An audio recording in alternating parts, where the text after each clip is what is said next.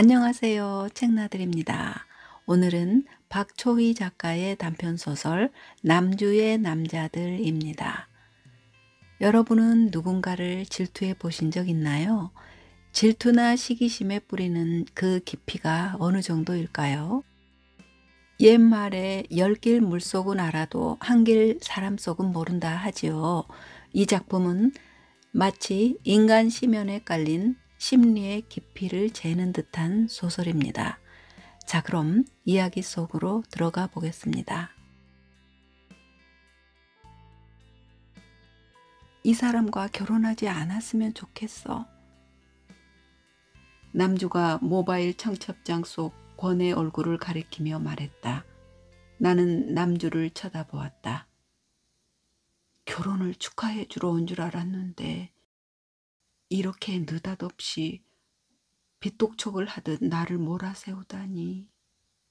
그녀의 숨은 의도를 파악하고 싶었다. 하지만 이내 포기했다. 상대가 권이라면 모를까. 그녀의 속마음에 대해서는 알고 싶지 않았다. 그러니까 남주는 밥 먹을 때 필요한 밥 친구였을 뿐이었다. 나는 시간을 흘깃 보았다. 점심시간이 거의 끝나가고 있었다. 회사로 돌아가야 했다. 하지만 그녀는 내게 해줄 이야기를 잊고 있는 듯 했다. 왜 결혼하지 말라는 건지 궁금했지만 나는 묻지 않았다. 조금만 더 기다리면 남주가 이야기를 해줄 것이다. 그건 그녀의 버릇이었다. 약간 뜸을 들인 후 상대의 반응을 봐가며 이야기하는 것. 내가 별 반응을 보이지 않으면 남주가 먼저 이야기를 꺼낼 것이다. 늘 그랬으니까. 별로 듣고 싶지 않은 이야기까지도 술술 풀어놓았으니까. 비밀이야. 너만 알고 있어. 라는 말과 함께. 하지만 얼마의 시간이 지나면 모든 사람들 입에서 한때 비밀이었던 이야기가 새어나왔다. 순간 두려워졌다. 어쩌면 남주가 내게 들려주고자 하는 이야기도 누군가는 알고 있을지도 몰랐다. 아니, 회사 전체가, 동료들 모두, 어쩌면 나만이 모르고 있을지도 몰랐다. 나만 모르는 권의 이야기를 남주가 알고 있을지도 모른다고 생각하자 기분이 이상했다. 일주일 후면 결혼식인데 막장 드라마 같은 장면이 머릿속을 휘저었다. 남주가 실은 그의 숨겨둔 애인이라던가 그가 소문난 바람둥이라던가 하는. 아니야, 아닐 거야. 고등학교 윤리선생인 종미가 그를 소개시켜줬잖아.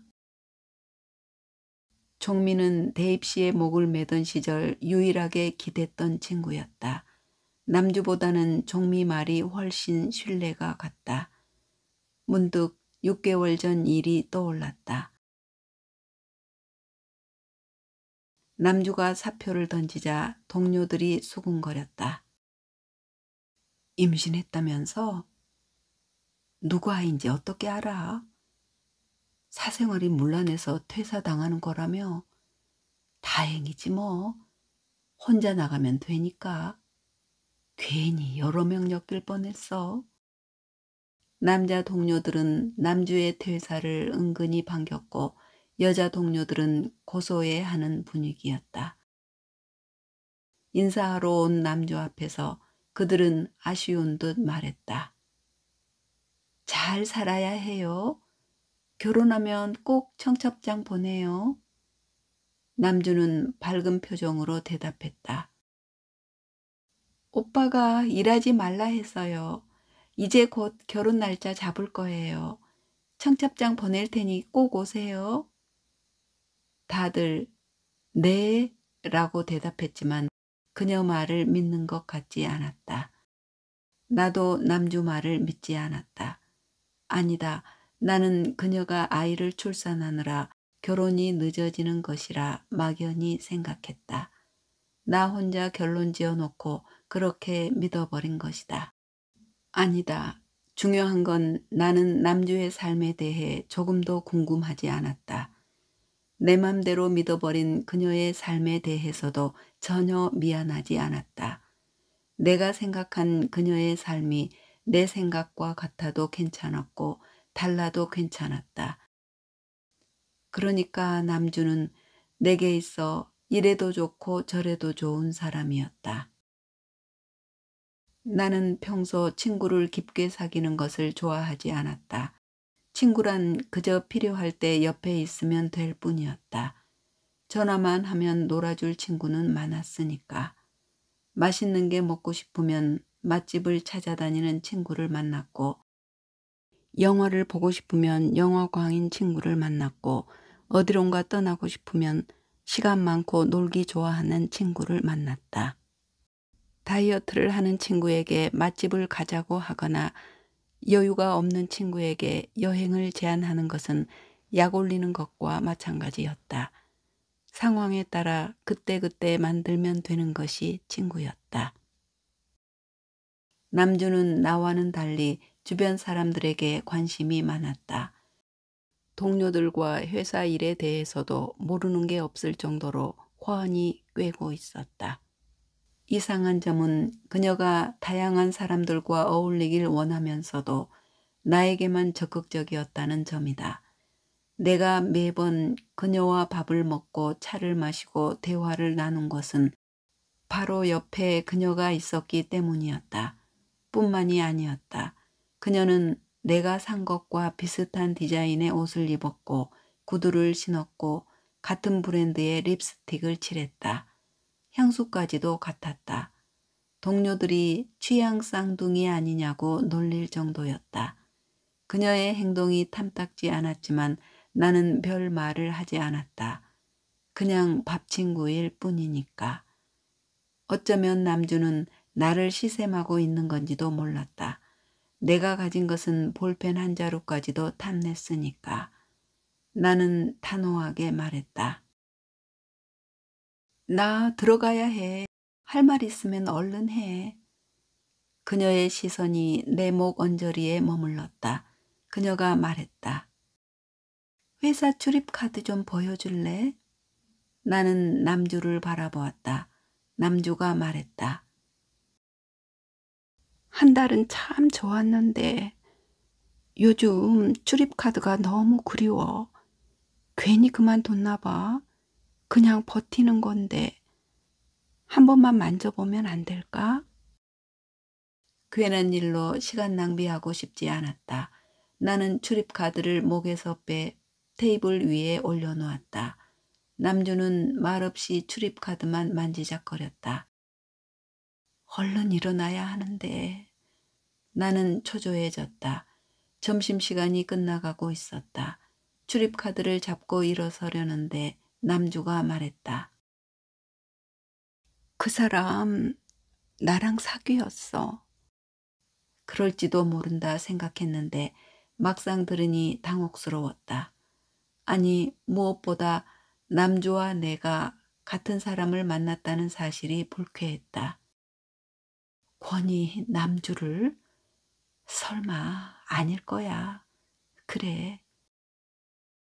어쩌면 남주 혼자 착각하고 있는 건지도 몰랐다. 불현듯 남주가 내게 속삭였던 말들이 생각났다. 나 어제 김대리에게 고백받았어. 나 거래처 윤대리랑 사귀기로 했어. 과장님이 오랫동안 나를 마음에 품고 있었대. 유부남이라 고백하지 못한 거래. 남주와 사귀냐고 묻자 손살에 치던 윤대리가 생각났다. 남주에게 고백했냐고 묻자 술에 취해 기억에 없다던 김대리가 생각났다. 남주에게 관심 있냐고 묻자 누구 신세망칠 일 있어요? 화내던 과장님이 생각났다. 김대리나 윤대리, 과장님처럼 권 역시 남주 혼자만의 생각인지도 몰랐다. 그래, 권이 그럴 리가 없잖아. 권을 만난 곳은 가면무도회에서였다. 종미가 말했다. 송년 파티를 하기 위해 레스토랑 전체를 빌렸는데 같이 갈래? 약속도 없고 무료했던 참이라 종미를 따라 나섰다. 레스토랑에 도착해 안으로 들어가려 하자 검은 정장을 입은 사내가 막아섰다. 그는 흰 가면을 주며 말했다. 여자는 흰 가면, 남자는 검은 가면을 써야 입장할 수 있습니다. 나는 흰 가면을 쓰고 안으로 들어갔다. 안에는 50여 명의 사람들이 한쪽 구석에 마련된 뷔페 음식을 접시에 담고 있었다. 나는 홀 중앙의 테이블에 자리를 잡고 앉았다. 검은 가면의 남자들이 옆자리 혹은 앞자리에 앉았다. 그들은 실내를 떠도는 음악에 대해 이야기하거나 뉴스에서 보았던 것들, 정치적 혹은 문화적 이슈에 관해 이야기를 주고받았다. 검은 정장에 똑같은 가면을 써서인지 그들은 누가 누구인지 구분되지 않았다. 마치 그곳은 여자와 남자로만 구분 가능한 세계 같았다. 나 오빠랑 사귀었다고. 남주가 재차 말했다. 뭐라고 대답해야 할까? 할 말에 대해, 신뢰에 대해 이토록 오랫동안 고민하게 하다니. 나한테 왜 이러는 거야? 내가 말했다. 내 말을 믿지 않잖아. 그럴 줄 알았어. 남주가 대답했다. 권에게도 물어봐야지. 말이란 게 일방적인 거니까 믿을지 말지는 나중에 결정할 거야. 상관없어. 내가 이곳에 온 이유는 다른 거니까.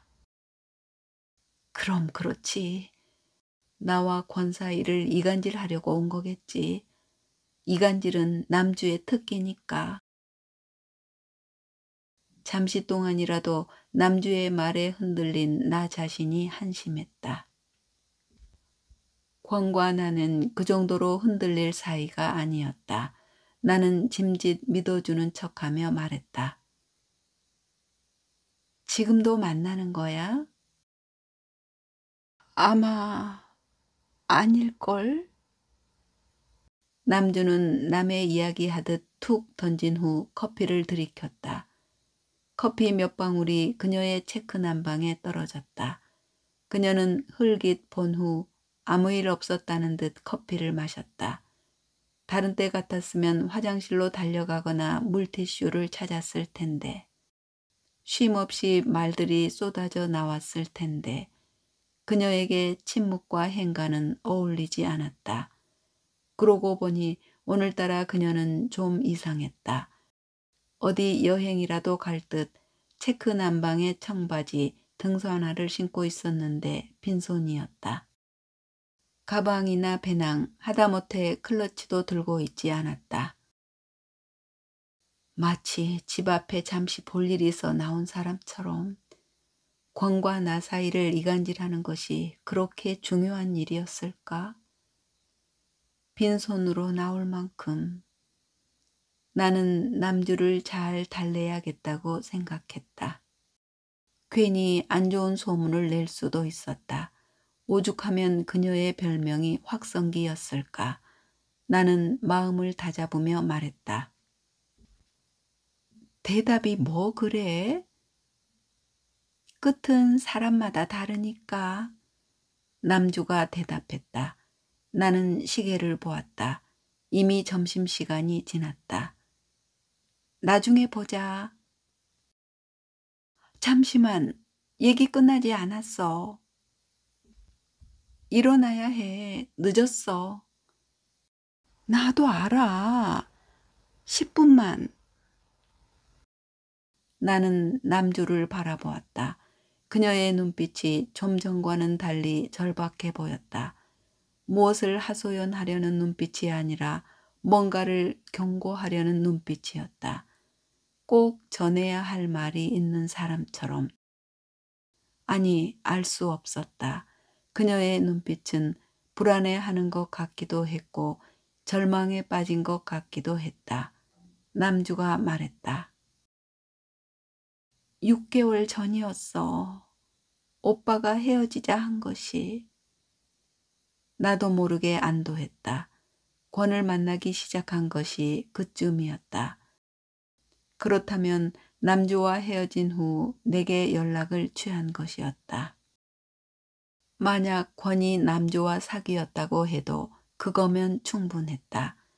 사람에게는 누구나 한때가 존재하기 마련이었다. 그 한때가 누구에게는 추억일 수 있었고 누구에게는 기억하기도 싫은 악몽일 수도 있었다. 중요한 것은 현재도 진행 중이냐 아니냐의 차이일 뿐이었다. 어쩌면 그에게 남주는 한때의 여자지만 남주에게 그는 현재의 남자인지도 몰랐다. 어쨌든 그는 남주를 깨끗하게 정리했을 것이다. 그는 자신의 감정에 빠져 질척거릴 만한 남자가 아니었다. 하지만 남주가 저렇게 생각한다면 오해받을 만한 행동을 했을지도 몰랐다. 그는 존중과 배려가 몸에 배어 있는 사람이니까. 그랬을 것이다. 분명히 남주의 오해일 것이다. 가면무도회에서 종미가 했던 말이 생각났다. 우리는 너무 눈에 보이는 것에만 집착하며 사는 것 같아. 가면을 썼다고 해서 사람이 안 보이는 것은 아니야. 오히려 더 잘 보여. 목소리라든가 몸에 배인 습관이라든가 예의와 배려 같은 것. 내가 너에게 소개해 줄 사람이 있는데 맞춰봐. 이 중에서도 눈에 띌걸? 그리고 그때 종미가 웃었던가 아니면 한참 시간이 지난 후에. 내가 기억하는 것은 종미의 웃음이었다. 그녀는 눈물을 찔끔 흘릴 정도로 웃었는데 뭐가 그리 우스운지 모른 채 나도 따라 웃었다. 옆자리의 남자와 앞자리의 남자도 웃었고 그들을 보던 옆 테이블의 남녀도 웃었고 앞 테이블의 남녀도 뒷 테이블의 남녀도 웃었다. 웃음소리는 아주 먼 곳에서도 들렸다. 나는 그곳을 향해 고개를 돌렸다. 창가 쪽 검은 벨벳 커튼으로 둘러쳐져 있는 어두운 조명 때문에 그곳에 테이블이 있는지조차 잘 구분되지 않는 곳에서 희미하게 들려오는 소리였다. 그곳에는 누가 있었을까? 왜 헤어지자 했을까? 갑자기 그 전날까지만 해도 사랑한다 말했는데. 남주가 말했다. 그녀는 뭔가를 더 이야기할 듯 입을 달싹이다 이내 입을 닫았다. 분노를 사기려는 듯 눈썹이 파르르 떨렸다. 권이 사랑한다 말했다고? 남주에게? 정말일까?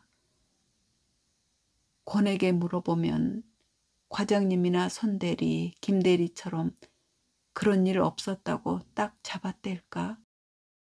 나는 누구를 믿어야 할까? 아니다, 아닐 것이다. 그녀는 내 마음을 떠보기 위해 괜히 저러는 것이다.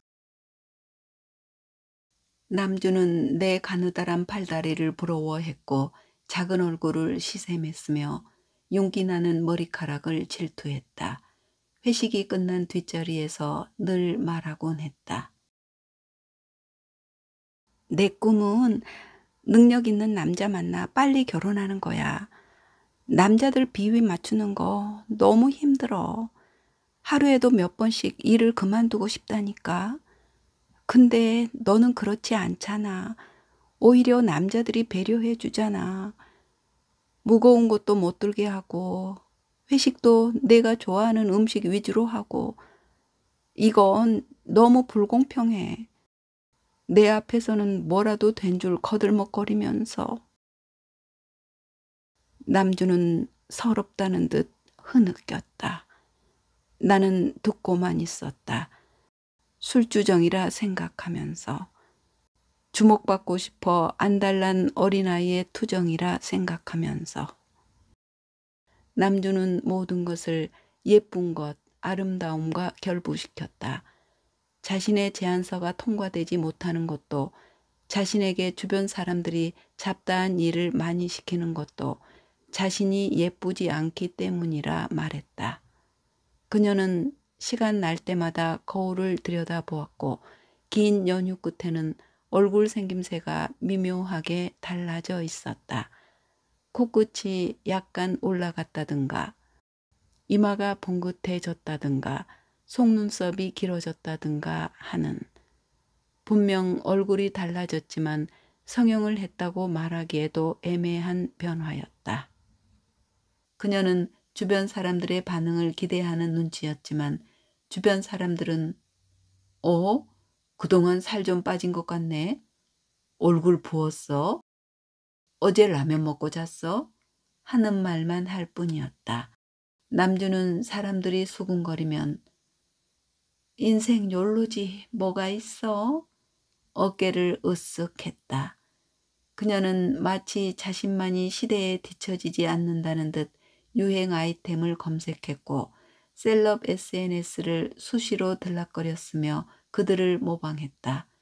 또 그녀는 남자 사원들 뒷담화에 열을 올리면서도 그들이 부탁하면 무엇이든 들어주려 노력했다. 그것도 웃으며 친절하게. 분홍 넥타이 아직도 가지고 있어? 남주가 말했다. 어떻게 분홍 넥타이를 알고 있는 걸까? 정말 공과 사귄 걸까? 분홍 넥타이는 내가 가지고 있었다. 송년회 날 권이 메고 있던 넥타이에 와인을 쏟았기 때문이었다. 세탁해 주겠다면서 그의 연락처를 물었다. 그는 자신의 연락처를 알려주는 대신 내 연락처를 물었다. 전화하겠다면서. 나는 옷장 문을 열 때마다 스카프 사이에 걸려있는 분홍 넥타이를 볼 때마다 그에 대해 생각했다. 종미에게 연락처를 물어볼까 싶었지만 금세 잊었다. 그의 전화를 받은 것은 6개월이 지난 후였다. 옷장 문을 열어도 분홍 넥타이를 보아도 아무런 감정도 들지 않을 무렵이었다. 오빠를 만나게 해준 것은 바로 너야. 1년 전인가 오빠가 너를 찾아온 적이 있었어. 퇴근길에 회사 앞에서 기다리고 있더라. 너는 퇴근한 후였고. 모든 것이 선명해졌다. 문제는 권이 아니라 남주였을 것이다. 아마도 남주가 술 사달라고 졸랐을 것이다. 그건 남주가 마음에 드는 남자를 만나면 의뢰하는 행동이었다. 그녀는 술만 취하면 코맹맹이 소리를 하며 옆에 앉은 혹은 앞에 앉은 남자를 오빠라 불렀다.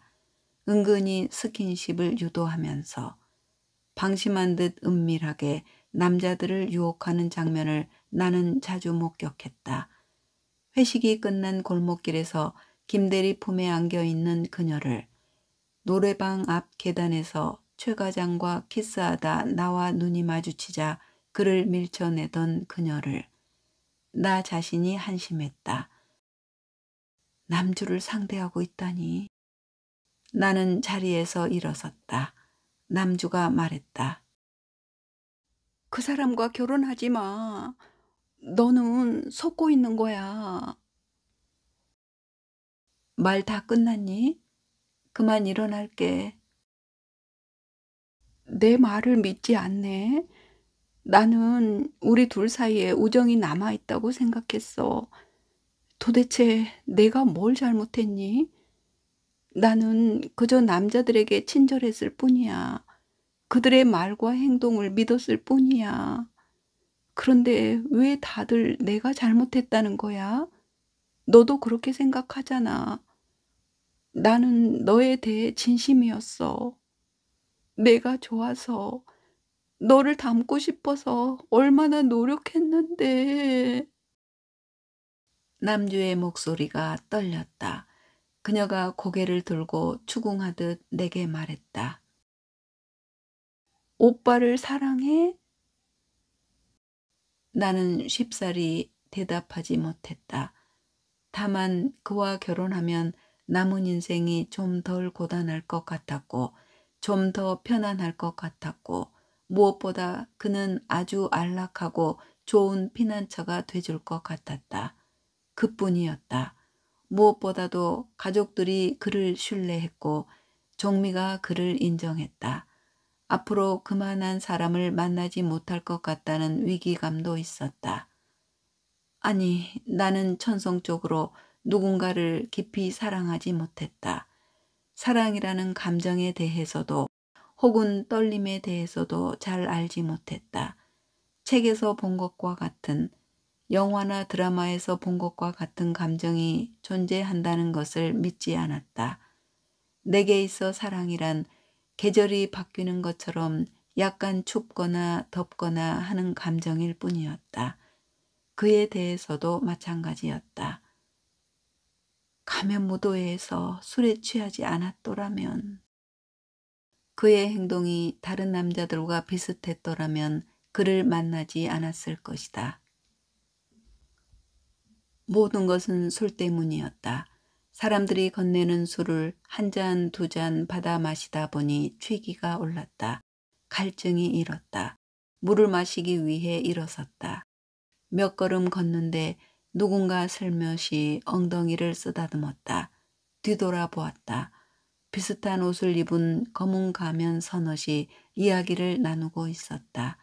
지나가다 스친 것일 수도 있는데 내가 너무 예민한 것은 아닌가 생각했다. 물을 따르는데 누군가 등파인 드레스 속으로 손을 집어넣었다.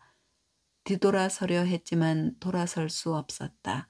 한두 개가 아닌 여러 개의 손들이 나를 에워쌌다. 압박했다. 몸 곳곳을 훑었다. 시간이 지날수록 손들은 거침없었고 점점 더 적극적으로 내 몸을 탐했다. 다가오는 손을 힘겹게 뿌리쳤지만 소용없었다.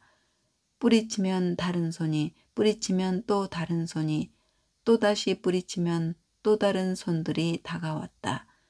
손은 비슷한 듯 달랐고 다른 듯 같았다. 나는 비명을 질렀다. 갑자기 모든 것이 일시정지라도 된 듯 주위가 조용해졌다. 손들이 멀어져 갔다. 가면들이 하나둘씩 떨어져 갔다. 집으로 가고 싶었다.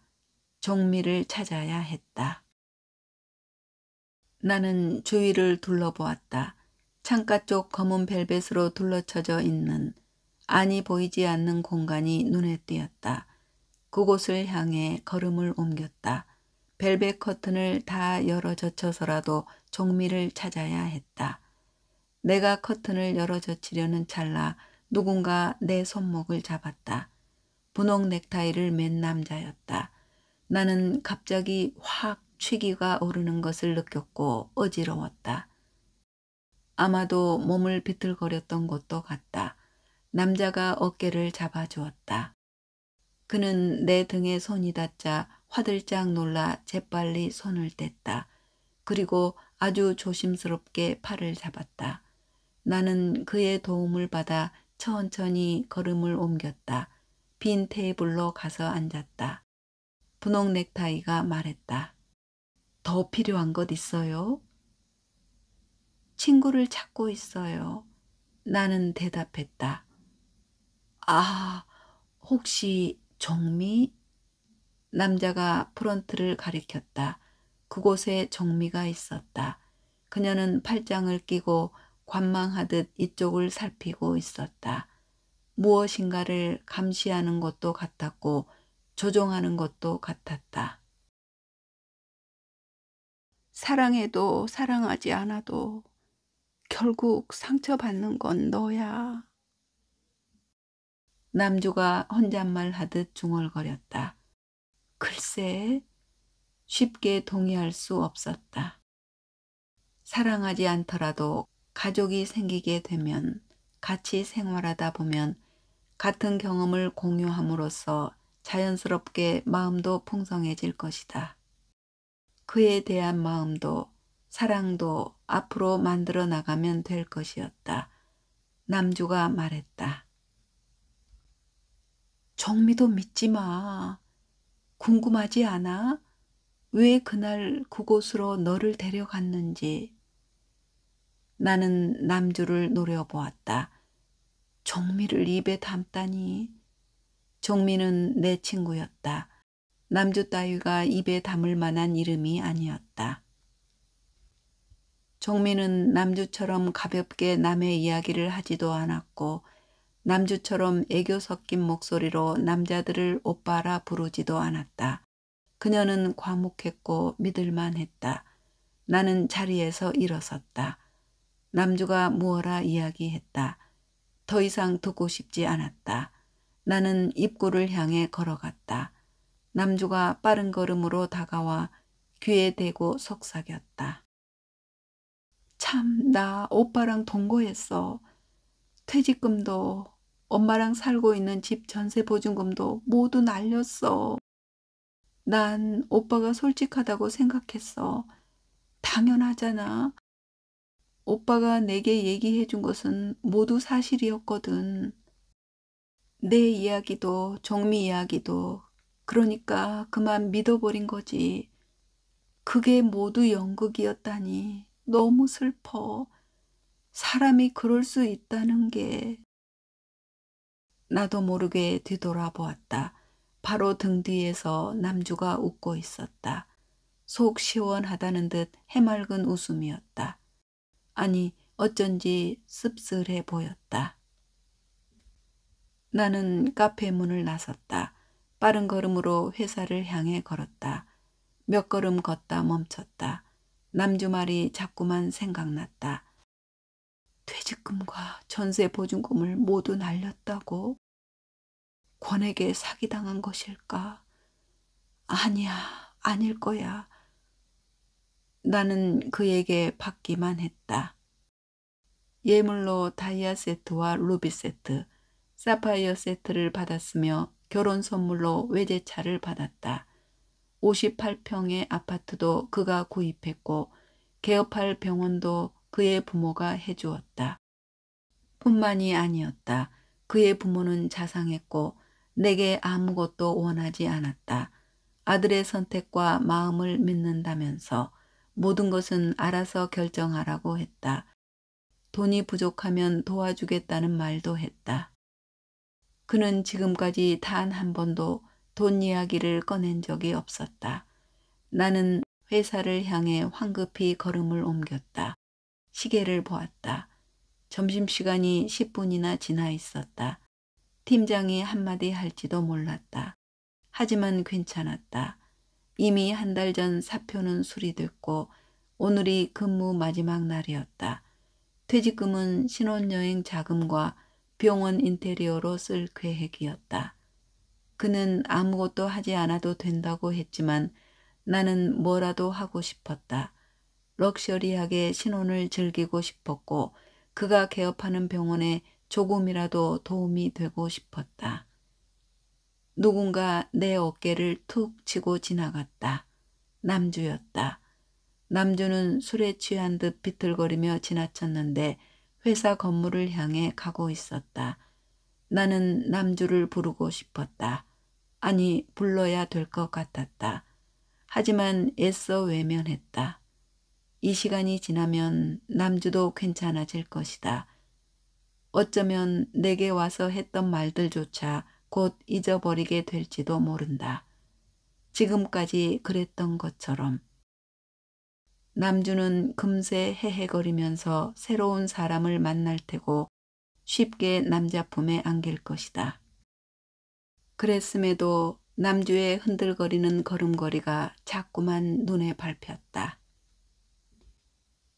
땅에 발을 붙이지 못하고 허공을 걷는 것 같아서 너무나 위태로워 누군가 걸음을 멈추게 해주던가 부축해 줘야 될 것만 같은 걸음걸이였다. 그 순간 머릿속으로 남주 말이 스쳐 지나갔다. 왜 내 웃음은 해픈 거고 내 웃음은 청순한 거지?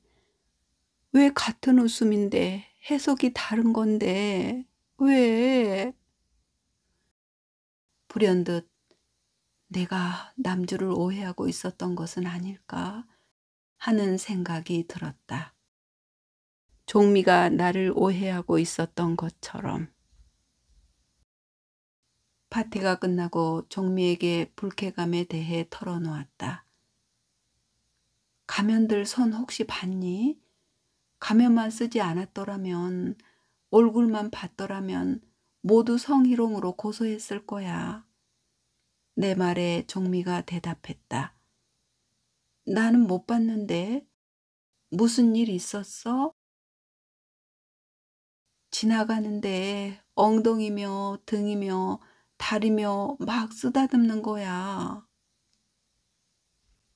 아, 난 또 너가 문제라는 생각 안 해봤어? 등이 파인 빨간 원피스에 치마 길이는 또 어찌나 짧던지.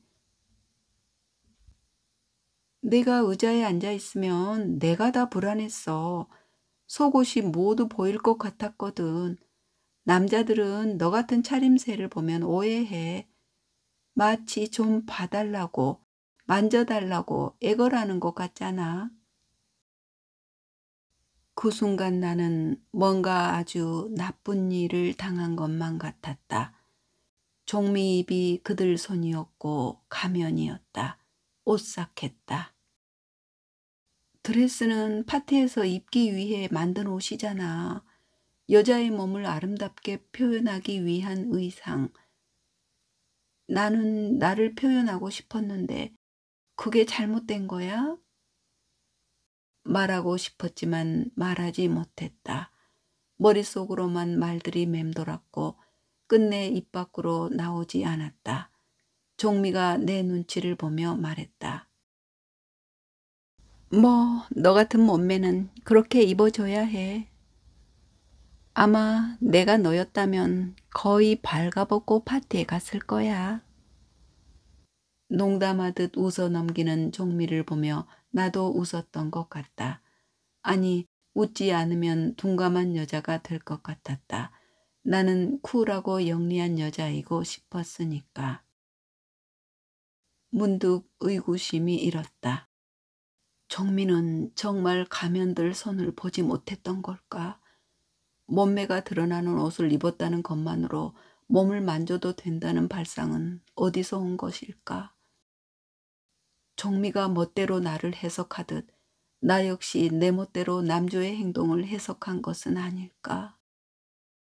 그녀는 단지 친절했을 뿐인데 김대리나 손대리, 과장님이 그녀의 행동을 오해해 희롱한 거라면 불안감이 엄습했다. 남주가 알고 있는 권은, 종미는 내가 모르고 있는 그들에 대해 더 들었어야 했다. 조급해 하지 말고 남주가 하는 말을 끝까지 들었어야 했다. 나는 제자리에 멈춰섰다. 남주에게 전화 걸었다. 받지 않았다. 권에게 전화 걸었다. 신호음만 들렸다. 종미에게 전화 걸었다. 받지 않았다. 아, 학교로 걸면 되겠구나. 학교 이름을 기억해내려 했지만 아무것도 생각나지 않았다. 그저 고등학교 윤리 선생님이라는 것만 기억났다. 평소 마당발로 통하는 친구에게 전화 걸었다. 정미가 근무한 학교 어딘지 알아? 글쎄, 고등학교 윤리 선생이라는 것만 아는데. 전화를 끊으려는데 친구가 말했다. 너 종미랑 아직도 연락해? 학교 다닐 때 종미 너 엄청 싫어했잖아. 정신이 멍해졌다. 친구 말이 이어졌다.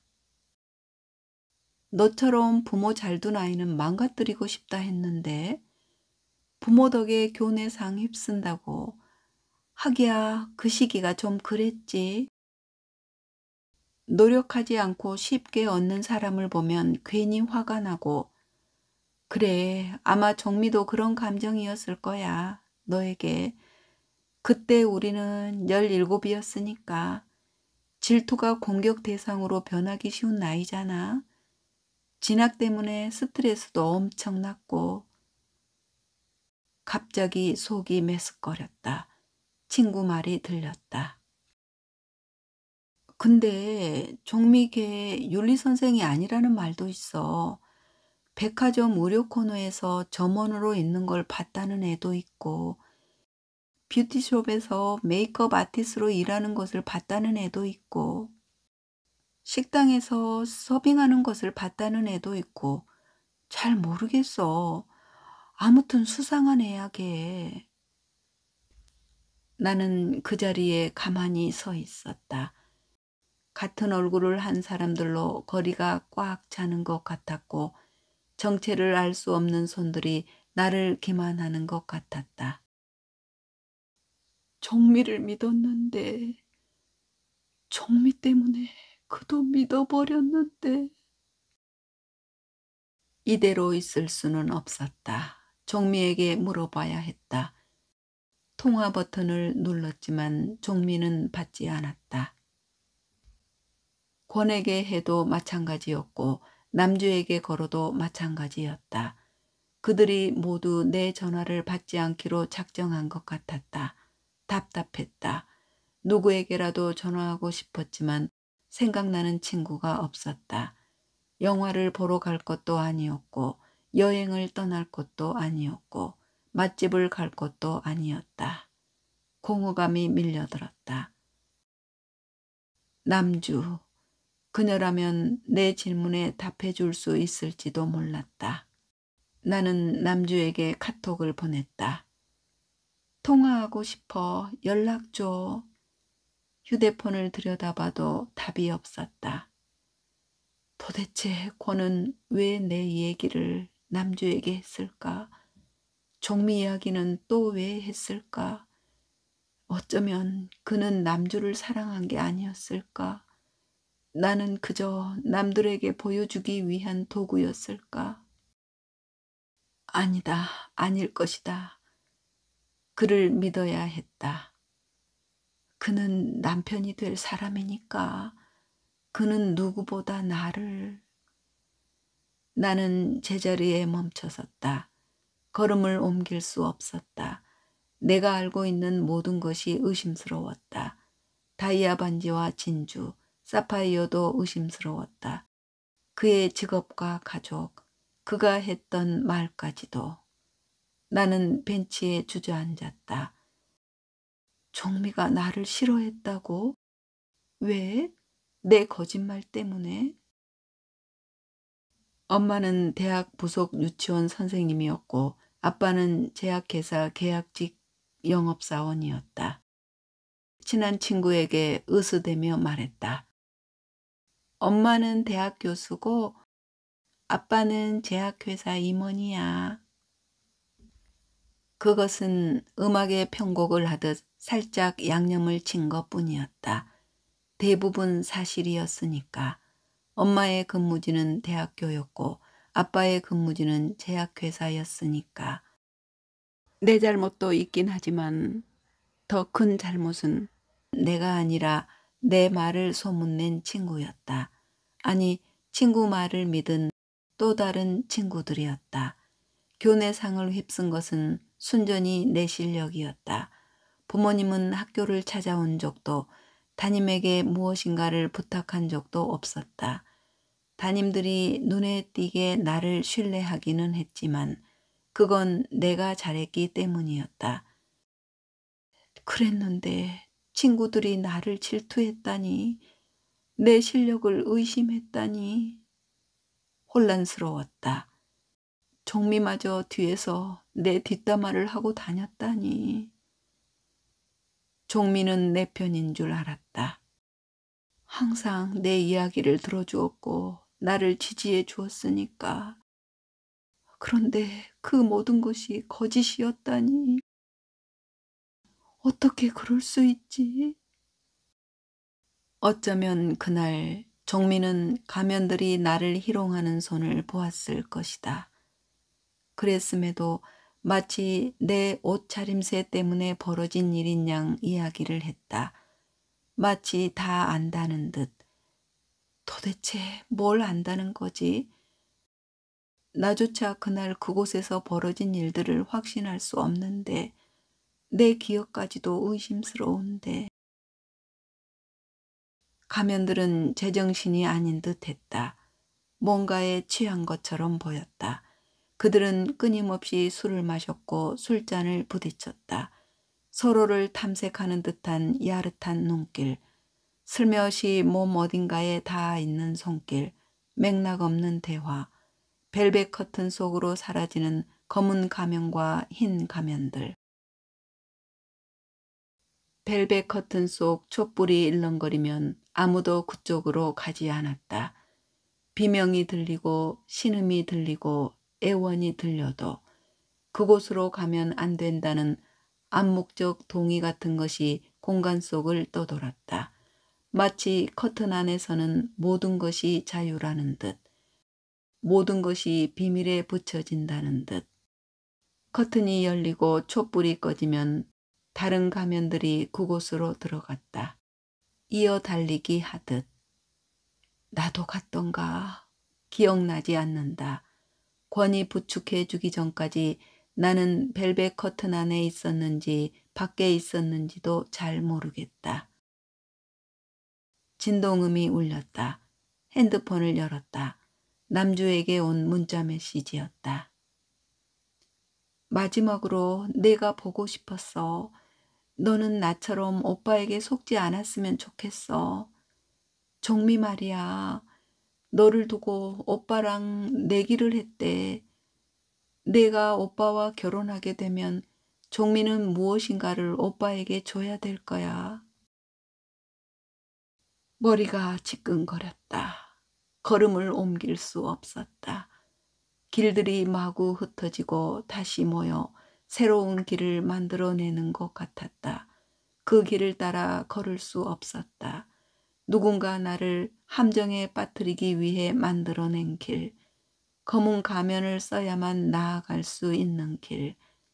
맨 얼굴로는 살 수 없는 가면들의 세상.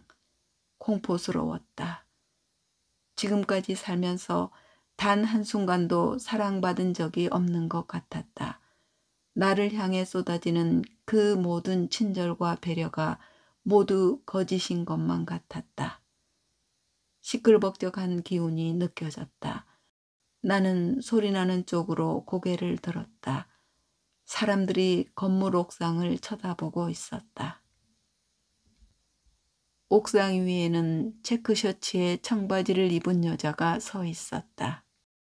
여자는 두 팔을 벌린 채 옥상 난간을 아슬아슬하게 걸어가고 있었다.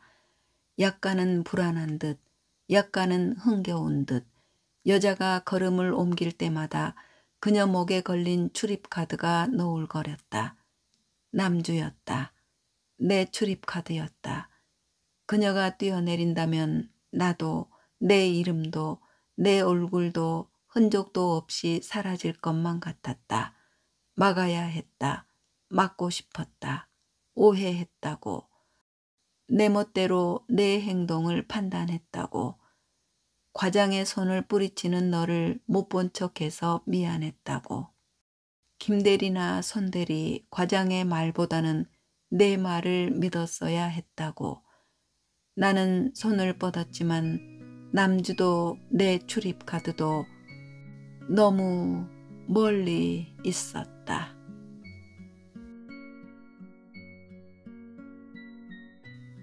네, 이야기는 여기까지인데요. 이 소설을 읽고 나니 두 가지 생각을 하게 되었습니다. 하나는 우리 모두가 가면을 쓰고 살고 있나 하는 생각과 질투가 참 무섭구나, 그리고 유발해서도 안 되겠구나 하는 겁니다. 오죽하면 흔히 떠도는 말로 여자가 한을 품으면 온유월에도 서리가 내린다고 했을까요? 요즘엔 어디서나 절대로 자식 자랑하면 안 된다, 돈 자랑하면 안 된다 하지요. 청소년기 때 질투도 그 양상은 다르지 않습니다.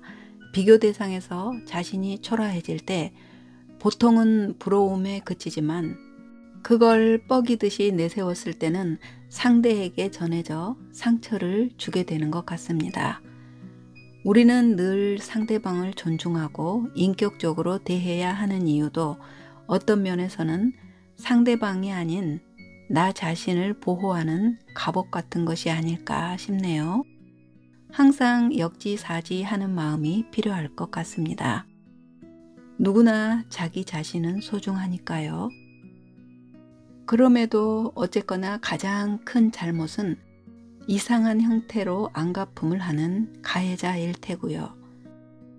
한편 이 소설에서 특이한 것은 친구 종미의 생각 부분을 환타지로 끌어올려 현실과 자연스레 연결시킴으로써 소설의 묘미를 살렸다는 점입니다. 네, 오늘은 여기까지입니다.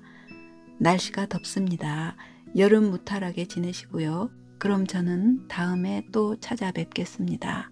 고맙습니다.